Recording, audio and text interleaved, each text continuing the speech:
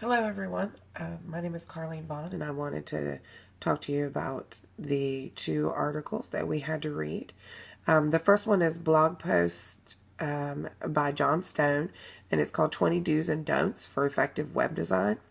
Reading this article, honestly, I thought the author was he was really funny. I like he made a couple little snarky comments about jumbled text and the graphics of a 13-year-old, and that it's no longer 1980. And so I think he has a good point when he says that. Originally, when we all started doing this kind of stuff, it was all, ooh, look at the fancy stuff I can do. And you just threw in as many different aspects as you could. And now we are not focused on that kind of stuff as much. And so that brings me to the first takeaway I had for that one, which was keep it simple, stupid. For this one, it just said make things as easy as possible by actually he said by pretending a 4-year-old would be viewing it. So no extra stuff just to fill in space, basically. They said don't make your user search for anything. So easy navigation bars, a table of contents or a navigation bar needs to be able to be seen from pretty much any page on the site. He also said, don't throw a bunch of crap together and assume you'll do well. So no animated GIFs or scrolling text. And the one example he used was a pretty good example. And let me just scroll down to that real quick. This is the one he used. And if you can see, there's a whole lot of stuff on that website. And I think that's exactly his point there. It's just a little chaotic and hard to kind of focus and see what part, your eye wants to go to first. As far as the next article, Good Web Design is All About the User by Luke Klum. When I looked at this one, it's real short and sweet, just a few couple basic things to focus on. One thing he mentioned was to perform a site speed test to make sure there's no lag in loading time.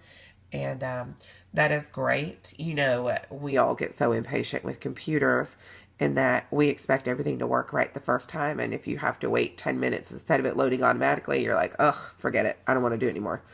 So that was one thing.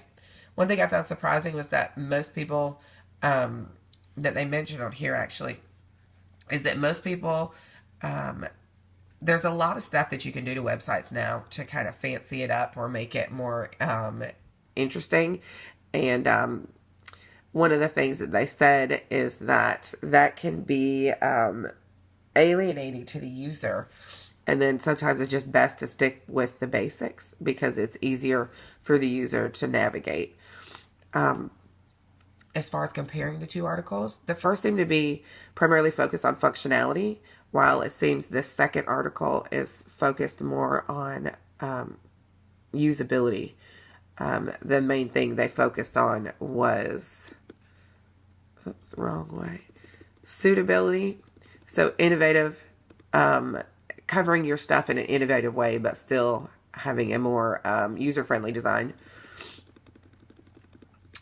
Speed, we talked about the speed test, and then clarity. So it talks about